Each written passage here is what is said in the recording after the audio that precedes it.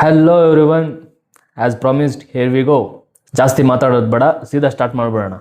Okay, ನೀವು starting 8,000 10,000 ಕೊಟ್ಬಿಟ್ಟು ಏನು ಹೋಗ್ತೀರಾ, ಅದರಲ್ಲಿ ಅವ್ರು ಕಂಪ್ಲೀಟ್ ಇನ್ಫಾರ್ಮೇಷನ್ ಕೊಡ್ತಾ ಇಲ್ಲ. ಆಫ್ ನಾಲೆಜು ಅರ್ಧಂಬರ್ಧ ಇನ್ಫಾರ್ಮೇಷನ್ ಕೊಟ್ಬಿಟ್ಟು ಕಂಪ್ಲೀಟ್ ಇನ್ಫಾರ್ಮೇಷನ್ ಬೇಕು ಅಂದರೆ 50,000 ಕಟ್ಟಿ, 60,000 ಕಟ್ಟಿ, 70,000 ಕಟ್ಟಿ ಅಂತೆಲ್ಲ ಕೇಳ್ತಾ ಇದ್ದಾರೆ. I took matter into my own hands. Let's go.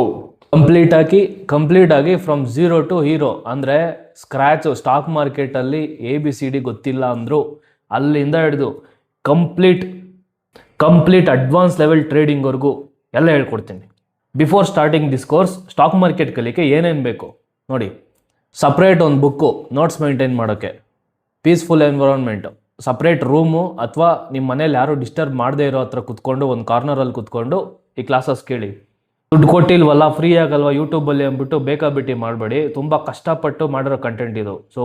Value it and listen carefully. Internet connection stable ಇರಬೇಕು. ಹೈ ಕ್ವಾಲಿಟಿಯಲ್ಲಿ ಇಟ್ಕೊಂಡು ನೋಡಿ. 1 GB 2 GB ಹೋದರೆ ಹೋಯ್ತು. ಹೈ ಕ್ವಾಲಿಟಿಯಲ್ಲಿ ಇಟ್ಕೊಂಡು ಈ ವಿಡಿಯೋನ ನೋಡಿ ನೀಟಾಗಿ. ಕೆಲಸ ಮಾಡ್ಕೊಂಡು ನೋಡೋದು ಅಥವಾ ನೀವು ಕುಕ್ಕಿಂಗ್ ಚಾನಲ್ಸ್ ನೋಡ್ದಂಗೆ ಅಥವಾ ಎಂಟರ್ಟೈನ್ಮೆಂಟ್ ಕಂಟೆಂಟ್ ನೋಡ್ದಂಗೆ ನೋಡ್ಬೇಡಿ. ವಿದ್ಯೆ ಕಲಿತಾ ಇದ್ದೀರಾ, ಮರ್ಯಾದೆ ಕೊಟ್ಟು ಕಂಪ್ಲೀಟಾಗಿ ಒಂದು ಹತ್ರ ಕೂತ್ಕೊಂಡು ನೀಟಾಗಿ ಪೆನ್ನು ಪೇಪರ್ ಎತ್ಕೊಂಡು ಕಂಪ್ಲೀಟ್ ಅಟೆನ್ಷನ್, ನಿಮ್ಮ ಗಮನ ಎಲ್ಲ ಫುಲ್ ಇದ್ರ ಮೇಲೇ ಇರಬೇಕು. ನೋಟಿಫಿಕೇಶನ್ಸ್ ಎಲ್ಲ ಆಫ್ ಮಾಡಿ ಇದನ್ನು ಮಾತ್ರ ನೋಡಿ. ದೆನ್ ನೀವು ಕಲಿಯೋಕ್ಕೆ ಸ್ಟಾರ್ಟ್ ಮಾಡಿದಾಗ, ನಾನು ಯಾವಾಗ ಚಾರ್ಟ್ ರೀಡಿಂಗ್ ಹೇಳ್ಕೊಡೋಕೆ ಸ್ಟಾರ್ಟ್ ಮಾಡ್ತೀನೋ ಅಷ್ಟರೊಳಗಡೆ ಒಂದು ಟ್ಯಾಬ್ಲೆಟು ಅಥವಾ ಒಂದು ಲ್ಯಾಪ್ಟಾಪು ಕಡಿಮೆಗೆ ಸಿಗ್ಬಿಡುತ್ತೆ. ಆರಾಮಾಗಿ ಸೆಕೆಂಡ್ಸಲ್ಲೇ ಸಿಗುತ್ತೆ. 12,000 to 15,000 ರೂಪಾಯಿ ಒಳಗಡೆ ಆರಾಮಾಗಿ ಸಿಗ್ಬಿಡುತ್ತೆ. ದುಡ್ಡು ಕೂಡಿಟ್ಟು 1 ತಿಂಗಳಾಗುತ್ತೆ. ನನ್ನ ಚಾರ್ಟ್ ಟ್ರೇಡಿಂಗ್ ಸ್ಟೇಜ್ಗೆ ಹೋಗೋಷ್ಟೊತ್ತಿಗೆ ಹತ್ರ 20 ದಿನದಿಂದ 1 ತಿಂಗಳಾಗುತ್ತೆ. ಆರಾಮಾಗಿ ತೊಗೊಬೋದು. ದೆನ್ ಎಕ್ಸ್ಪೆಕ್ಟೇಷನ್ಸ್ ರಿಯಲಿಸ್ಟಿಕ್ ಆಗಿರಬೇಕು. ಇದು ಜಾಸ್ತಿ ಇಂಪಾರ್ಟೆಂಟ್. ಅಂದರೆ ಇದು ಕೋರ್ಸ್ ಸೆಲ್ಲರ್ಸ್ ಹೇಳ್ದಂಗೆ 1-2 ಲಕ್ಷ ಇಟ್ಕೊಂಡು ದುಡ್ಡು ಮಾಡ್ಬೋದು, ರೆಗ್ಯುಲರ್ ಇನ್ಕಮ್ ಮಾಡ್ಬೋದು. ಒಂದಷ್ಟು ವರ್ಷ ಆದಮೇಲೆ ಕೋಟ್ಯಾಧಿಪತಿ ಆಗ್ಬಿಡ್ಬೋದು. 10 ವರ್ಷ ಆದಮೇಲೆ ಅಂಬಾನಿ ಮೇಲೆ ಕೈ ಹಾಕ್ಬಿಡ್ಬೋದು. ಈ ಥರ ಎಲ್ಲ ಪುಂಗಲ್ಲ ನಾನು. ಎಕ್ಸ್ಪೆಕ್ಟೇಷನ್ಸ್ ಕಮ್ಮಿ ಇಟ್ಕೊಳ್ಳಿ. ಪರ್ಸೆಂಟೇಜ್ ಲೆಕ್ಕದಲ್ಲಿ ರಿಸ್ಕ್ ತಗೊಂಡು ಪರ್ಸೆಂಟೇಜ್ ಲೆಕ್ಕದಲ್ಲಿ ರಿಟರ್ನ್ಸ್ ತೆಗಿಬೇಕು. ಬೀಟ್ ಇನ್ವೆಸ್ಟಿಂಗ್, ಬೀಟ್ ಟ್ರೇಡಿಂಗ್, ಏನಾದರೂ ಆಗಲಿ. ಕಂಟೆಂಟ್ಸು ಈ ಕೋರ್ಸಲ್ಲಿ ಏನೇನು ಕಂಟೆಂಟ್ಸ್ ಇದೆ ಅಂತ ಕಂಪ್ಲೀಟಾಗಿ ಲಿಸ್ಟ್ ಮಾಡಿದ್ದೀನಿ, ಸರಿನಾ? ಏನಾದರೂ ಮಿಸ್ ಆಗಿದ್ರೆ, ಯಾರಾದರೂ ಕೋರ್ಸ್ ಸೆಲ್ ಮಾಡೋರು ಯಾವುದಾದ್ರೂ ಟಾಪಿಕ್ ಹೇಳ್ಕೊಡ್ತಾ ಇದ್ರೆ ಈ ಕಂಟೆಂಟ್ಸ್ ಟೇಬಲಲ್ಲಿ ಅದಿಲ್ಲ ಅಂತ ನಿಮಗೆ ಅನಿಸಿದ್ರೆ ನನಗೆ ಇನ್ಸ್ಟಾಗ್ರಾಮಲ್ಲಿ ಮೆಸೇಜ್ ಮಾಡಿ, ನಾನು ಆ ಕಂಟೆಂಟ್ನ ಹುಡುಕಿ ಸೇರಿಸ್ತೀನಿ. ಎಲ್ಲಿ ಸೇರಿಸ್ಬೇಕು ಅಲ್ಲಿ ಸೇರಿಸ್ತೀನಿ.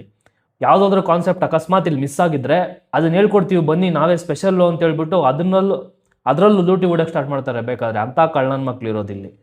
ಕಂಟೆಂಟ್ಸ್ನ ನೀಟಾಗಿ ಕರೆಕ್ಟಾಗಿ ನೋಡ್ಕೊಳ್ಳಿ. ಬೇಕಾದರೆ ಸ್ಕ್ರೀನ್ಶಾಟ್ ತೊಗೊಳ್ಳಿ. ಸ್ಟಾರ್ಟಿಂಗಿಂದ ನಿಮ್ಗೆ ಏನು ಗೊತ್ತಿಲ್ಲ, ಸ್ಟಾಕ್ ಮಾರ್ಕೆಟ್ ಗಂಧ ಗಾಳಿ ಗೊತ್ತಿಲ್ಲ ಅಂದರು ಅಲ್ಲಿಂದ ಸ್ಟಾರ್ಟ್ ಮಾಡೋಣ. ಮಾರ್ಕೆಟ್ ಪಾರ್ಟಿಸಿಪೆಂಟ್ಸು, ಮಾರ್ಕೆಟ್ನ ಯಾರು ಕಂಟ್ರೋಲ್ ಮಾಡ್ತಾರೆ, ಯಾರು ಮೂವ್ ಮಾಡ್ತಾರೆ, ಯಾರು ರೆಗ್ಯುಲೇಟ್ ಮಾಡ್ತಾರೆ. ನೀವು ಸ್ಟಾಕ್ ಮಾರ್ಕೆಟಲ್ಲಿ ಒಬ್ಬ ಪಾರ್ಟಿಸಿಪೆಂಟ್ ಅಂದರೆ, ಇನ್ವೆಸ್ಟರ್ ಅಥವಾ ಟ್ರೇಡರ್ ಅಂದರೆ ಕೆಲವೊಂದು ಟರ್ಮ್ಸು ನಿಮಗೆ ಇಂಪಾರ್ಟೆಂಟಾಗಿ ಗೊತ್ತಿರಬೇಕು. ಆ ಟರ್ಮ್ಸ್ ಎಲ್ಲ ಏನೇನು. Next IPO. ಸ್ಟಾಕ್ ಮಾರ್ಕೆಟಲ್ಲಿ ಒಂದು ಸ್ಟಾಕ್ ಲಿಸ್ಟ್ ಆಗಬೇಕಂದ್ರೆ ಸ್ಟಾರ್ಟಿಂಗ್ ಪ್ರೊಸೆಸ್ಸೇ ಇದು. IPO, ಇನಿಷಿಯಲ್ ಪಬ್ಲಿಕ್ ಆಫರಿಂಗ್ ಅಂತಾರೆ. ಅದಂದರೆ ಏನು, complete details. Next stock market index, NSE, BSE, commodity index, ಈ ಥರ ಸುಮಾರು ಇಂಡೆಕ್ಸ್ ಇದೆ. ಅದು ಹೆಂಗೆ ವರ್ಕ್ ಆಗುತ್ತೆ. ನೆಕ್ಸ್ಟು ಸೆಕ್ಟರ್ಸ್ ಇನ್ ಸ್ಟಾಕ್ ಮಾರ್ಕೆಟ್, ಫಾರ್ಮಾ ಇರ್ಬೋದು, ಮೆಟಲ್ ಸೆಕ್ಟರ್ ಇರ್ಬೋದು, IT ಸೆಕ್ಟರ್ ಇರ್ಬೋದು, ಬ್ಯಾಂಕ್ ಸೆಕ್ಟರ್ ಇರ್ಬೋದು, ರಿಯಾಲಿಟಿ ಸೆಕ್ಟರ್ ಇರ್ಬೋದು. ಈ ಥರ ಸುಮಾರು ಸೆಕ್ಟರ್ಸ್ ಇದೆ. ಆ ಸೆಕ್ಟರ್ಸ್ ಯಾವ್ದು ಸ್ಟಾಕ್ ಮಾರ್ಕೆಟಲ್ಲಿ ಲಿಸ್ಟ್ ಆದಮೇಲೆ ಯಾವ ಥರ ಟ್ರೇಡ್ ಆಗುತ್ತೆ, ಹೆಂಗ್ ಮೂವ್ ಆಗುತ್ತೆ, ಹೆಂಗ್ ಎಕ್ಸ್ಚೇಂಜ್ ಆಗುತ್ತೆ, ಹೆಂಗ್ ರೊಟೇಟ್ ಆಗುತ್ತೆ, ರಿಟೈಲರ್ಸ್ ಇಂದ ಇನ್ಸ್ಟಿಟ್ಯೂಷನ್ಸ್ ಇರ್ಬೋದು, ಇನ್ಸ್ಟಿಟ್ಯೂಷನ್ಸ್ ಇಂದ ಪ್ರಮೋಟರ್ಸ್ ಇರ್ಬೋದು, ಈ ಥರ ಹೆಂಗ್ ರೊಟೇಷನ್ ಆಗುತ್ತೆ ಅದು.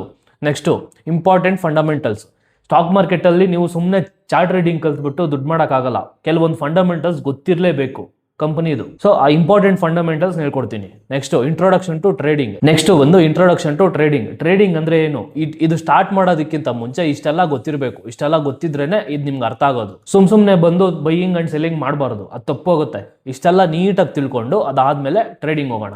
Next important terms and tools in trading start ಮಾಡಬೇಕಂದ್ರೆ ಇಂಪಾರ್ಟೆಂಟ್ ಆಗಿ ಏನೇನು ಗೊತ್ತಿರಬೇಕು, ನಿಮ್ಮ ಹತ್ರ ಏನೇನು ಇರಬೇಕು, ಇದು ಸರಿನಾ? ನೆಕ್ಸ್ಟ್ ರಿಸ್ಕ್ ರಿವಾರ್ಡ್ ರೇಷಿಯೋ ಕಂಪ್ಲೀಟಾಗಿ ಸಪ್ರೇಟಾಗಿ ಕ್ಲಾಸು ವಿಡಿಯೋನೇ ಮಾಡಾಕ್ತೀನಿ. ಇದ್ರ ಮೇಲೆ ಹೆಂಗೆ ಕ್ಯಾಲ್ಕುಲೇಟ್ ಮಾಡಬೇಕು, ಹೆಂಗೆ ರಿಸ್ಕ್ ತೊಗೊಬೇಕು, ಅದಕ್ಕೆ ತಗೊಳ್ಳೋ ರಿಸ್ಕ್ನ ಯಾವ ಥರ ಕ್ಯಾಲ್ಕುಲೇಟ್ ಮಾಡಬೇಕು ಪ್ರತಿಯೊಂದು. Next introduction to charts and candle ಸ್ಟಿಕ್ಸ್ನ ಯಾವ ಥರ ರೀಡ್ ಮಾಡೋದು, ಅದು ಟೈಪ್ಸ್ ಆಫ್ ಕ್ಯಾಂಡಲ್ಸಲ್ಲಿ ಸುಮಾರು ಟೈಪ್ಸ್ ಇದೆ. Bullish candles, bearish candles, hammer, doji, ಈ ಥರ ಸುಮಾರು ಟೈಪ್ಸ್ ಇದೆ ಕ್ಯಾಂಡಲ್ಸಲ್ಲಿ. ಅದನ್ನು ತಿಳ್ಕೊಳ್ಳೋಣ. Next support and resistance, trend line.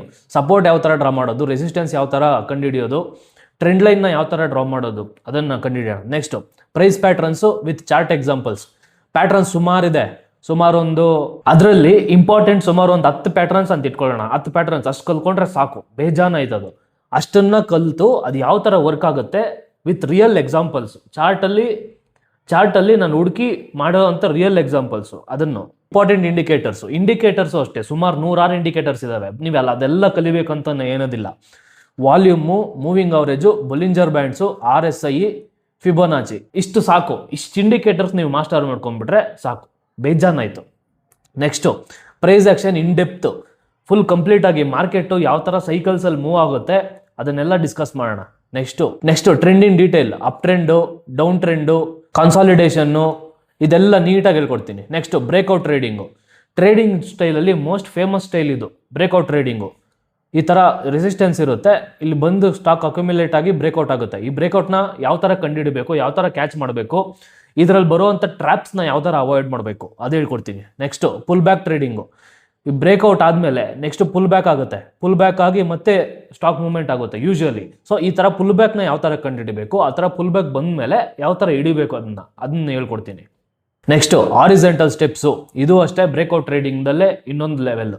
Next reversal trading, support ಇರುತ್ತೆ, ಸ್ಟಾಕ್ ಈ ಥರ ಬಂದು ಇಲ್ಲಿ ಹಿಟ್ಟಾಗಿ ಇಲ್ಲಿ ರಿವರ್ಸ್ ಆಗುತ್ತಲ್ವಾ, ಈ ರಿವರ್ಸಲ್ಲಿ ಹೆಂಗೆ ಕಂಡುಹಿಡಿಯೋದು, ಈ ರಿವರ್ಸ್ ಆಗ್ತಾ ಇದೆಯಾ ಅಥವಾ ಈ ಸಪೋರ್ಟ್ನ ಬ್ರೇಕ್ ಮಾಡಿ ಡೌನ್ ಟ್ರೆಂಡ್ ಆಗುತ್ತಾ, ಇದನ್ನ ಯಾವ ಥರ ಕಂಡುಹಿಡಿಯೋದು ಹೇಳ್ಕೊಡ್ತೀನಿ. Next gaps and its types, ಮಾರ್ಕೆಟಲ್ಲಿ ಅವು ಗ್ಯಾಪ್ಸ್ ಆಗ್ತಾ ಇರುತ್ತೆ, ಅಪ್ ಸೈಡ್ ಇರ್ಬೋದು ಆರ್ ಡೌನ್ ಸೈಡ್ ಇರ್ಬೋದು. ಯಾಕಾಗುತ್ತೆ ಆ ಟೈಪ್ಸ್ ಏನು, ಆ ಗ್ಯಾಪ್ಸ್ನ ಯಾವ ಥರ ಅಪ್ರೋಚ್ ಮಾಡಬೇಕು ಅದನ್ನ ಹೇಳ್ಕೊಡ್ತೀನಿ. Next factors that can potentially affect stock movement, ಅಂದರೆ ಒಂದು ಸ್ಟಾಕ್ ಮೂವ್ ಆಗಬೇಕಂದ್ರೆ ಸುಮಾರು ಫ್ಯಾಕ್ಟರ್ಸು ಅದನ್ನು ಅಫೆಕ್ಟ್ ಆಗುತ್ತೆ. ಯಾವ ಫ್ಯಾಕ್ಟರ್ಸ್ ಅಫೆಕ್ಟ್ ಆಗುತ್ತೆ ಅದನ್ನು ಹೇಳ್ಕೊಡ್ತೀನಿ. Next psychology of a trader and investor, ಟ್ರೇಡರ್ಗೆ ಯಾವ ಥರ ಮೈಂಡ್ ಸೆಟ್ ಇರಬೇಕು, ಇನ್ವೆಸ್ಟರ್ಗೆ ಯಾವ ಥರ ಮೈಂಡ್ ಸೆಟ್ ಇರಬೇಕು, ಎರಡಕ್ಕೂ ಸಪ್ರೇಟ್ ಮೈಂಡ್ ಸೆಟ್ ಇರಬೇಕು. ಅದು ಯಾವ ಥರ ಮೈಂಡ್ ಸೆಟ್ ಇರಬೇಕು, ಹೆಂಗೆ ಡೆವಲಪ್ ಮಾಡ್ಕೊಬೇಕು ಅದನ್ನು ಹೇಳ್ಕೊಡ್ತೀನಿ. ನೆಕ್ಸ್ಟು ಟ್ರೇಡಿಂಗ್ ಜರ್ನಲಿಂಗ್ ಮೇಂಟೈನ್ ಮಾಡೋದು ತುಂಬ ಇಂಪಾರ್ಟೆಂಟ್ ಟಾಪಿಕ್ಕು ಟ್ರೇಡಿಂಗಲ್ಲಿ. ನಾವು ಇಷ್ಟು ಕಲ್ಕೊಂಡ್ವಲ್ಲ ಅದೇ ಒಂದು ಸೈಡ್ ಆದರೆ ನಿಮಗೆ ಟ್ರೇಡಿಂಗ್ ಜರ್ನಲ್ಲೇ ಒಂದು ಸೈಡು ಕಂಪ್ಲೀಟ್. ಟ್ರೇಡಿಂಗ್ ಜರ್ನಲ್ ಕೊಡೋಷ್ಟು ಎಕ್ಸ್ಪೀರಿಯನ್ಸು ನಿಮಗೆ, ಆ ಎಕ್ಸ್ಪೀರಿಯನ್ಸ್ ಕೊಡೋಷ್ಟು ನಾಲೆಜು, ಆ ನಾಲೆಜ್ ಕೊಡೋಷ್ಟು ಕಾನ್ಫಿಡೆನ್ಸು ಇನ್ನೆಲ್ಲೂ ಸಿಗೋಲ್ಲ ನಿಮಗೆ. ನೀವೆಷ್ಟೇ ಲಕ್ಷ ಕೊಟ್ಟು ಕೋರ್ಸ್ ತೊಗೊಂಡ್ರೂ ಸಿಗೋಲ್ಲ.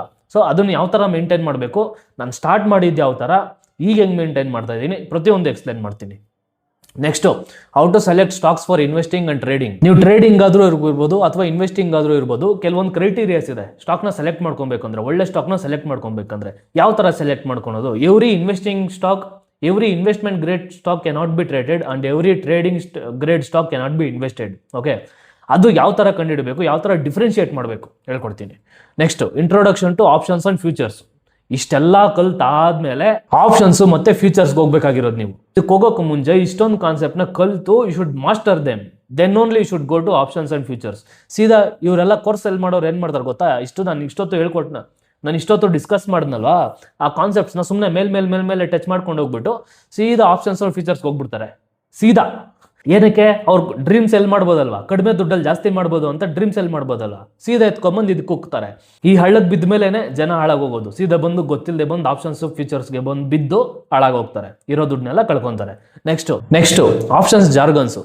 ಆಪ್ಷನ್ಸಲ್ಲಿ ನೀವು ಆಪ್ಷನ್ಸ್ ಟ್ರೇಡಿಂಗ್ ಮಾಡಬೇಕಂದ್ರೆ ಕೆಲವೊಂದು ಇಂಪಾರ್ಟೆಂಟ್ ನಿಮ್ಗೆ ಗೊತ್ತಿರಬೇಕು. ಎಕ್ಸ್ಪೈರಿ ಇರ್ಬೋದು, in the money option, out of the money option, at the money option, expiry ಅಂದರೆ ಏನು, ಇವೆಲ್ಲ ಗೊತ್ತಿರಬೇಕು ಜಾರ್ಗನ್ಸ್. ಓಕೆ, ಇಂಪಾರ್ಟೆಂಟ್ ಜಾರ್ಗನ್ಸ್ ಇವು, ಇದನ್ನೆಲ್ಲ ಹೇಳ್ಕೊಡ್ತೀನಿ. ನೆಕ್ಸ್ಟ್ ಬೈಯಿಂಗ್ ವರ್ಸಸ್ ಸೆಲ್ಲಿಂಗ್ ಇನ್ನು FNO.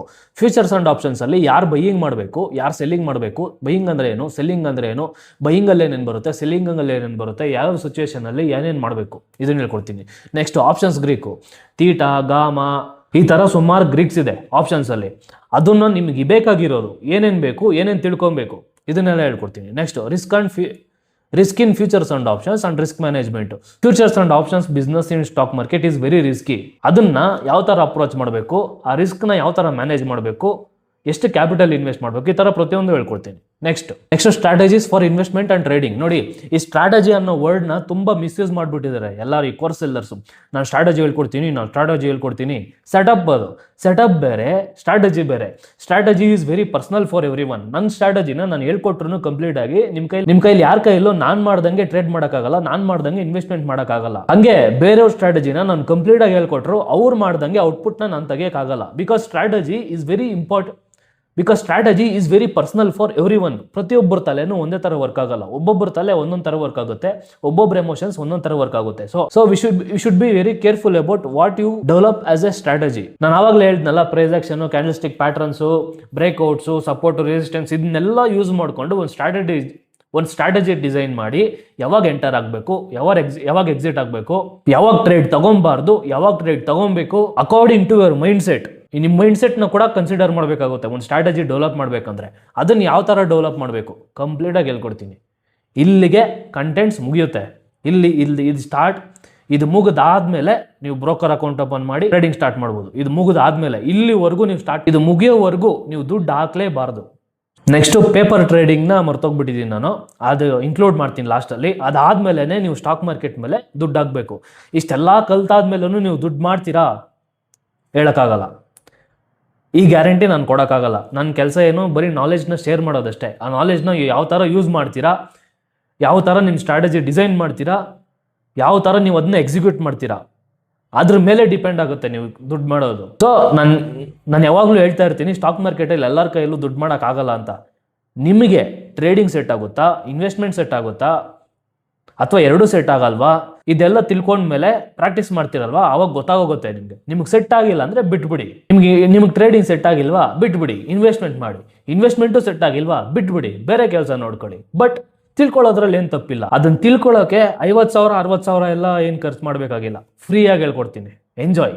ಸೊ ನೆಕ್ಸ್ಟ್ ವಿಡಿಯೋದಲ್ಲಿ ಸಿಗುವ. ನೆಕ್ಸ್ಟ್ ವಿಡಿಯೋದಲ್ಲಿ ಸ್ಟಾಕ್ ಮಾರ್ಕೆಟ್ ಇಂಟ್ರೊಡಕ್ಷನ್ ಮತ್ತು ಮಾರ್ಕೆಟ್ ಪಾರ್ಟಿಸಿಪೆಂಟ್ಸು ಇವೆರಡು ಕಾನ್ಸೆಪ್ಟ್ನ ನೀಟಾಗಿ ಕವರ್ ಮಾಡ್ತೀನಿ, ಸರಿನಾ? ನೆಕ್ಸ್ಟ್ ವಿಡಿಯೋದಲ್ಲಿ ನೋಡಿ. ನನಗೆ ಈ ವಿಡಿಯೋಸ್ ಮಾಡೋಕ್ಕೆ ಜಾಸ್ತಿ ಟೈಮ್ ಸಿಗಲ್ಲ, ಸರಿನಾ? ನನ್ನ ಟ್ರೇಡಿಂಗ್ ಇರ್ಬೋದು, ನನ್ನ ತೋಟದಲ್ಲಿ ಬೆಳೆ ಇದೆ ಅದು ಇರ್ಬೋದು, ಮತ್ತು ನನ್ನ ಜಿಮ್ಮು, ಪ್ರತಿಯೊಂದನ್ನು ಮ್ಯಾನೇಜ್ ಮಾಡಬೇಕಾಗುತ್ತೆ. ಅದರಲ್ಲಿ ಒಂದಷ್ಟು ಟೈಮ್ನ ತೆಗೆದು ನಾನು ವಿಡಿಯೋಸ್ ಮಾಡಬೇಕಾಗುತ್ತೆ. So it's very very very valuable, ಸರಿನಾ? ಫ್ರೀಯಾಗಿ ಸಿಗ್ತಾ ಇದೆ ಅಂತ ಲೈಟಾಗಿ ತೊಗೊಬೇಡಿ. ಸೀರಿಯಸ್ ಆಗಿ ಕಷ್ಟಪಟ್ಟು ಓದಿ. ವಾರಕ್ಕೆ ಮ್ಯಾಕ್ಸಿಮಮ್ 2 ವಿಡಿಯೋ ಮಾಡ್ಬೋದೇನೋ ನಾನು, ಅಷ್ಟೇ ಮಾಡೋಕ್ಕಾಗೋದು.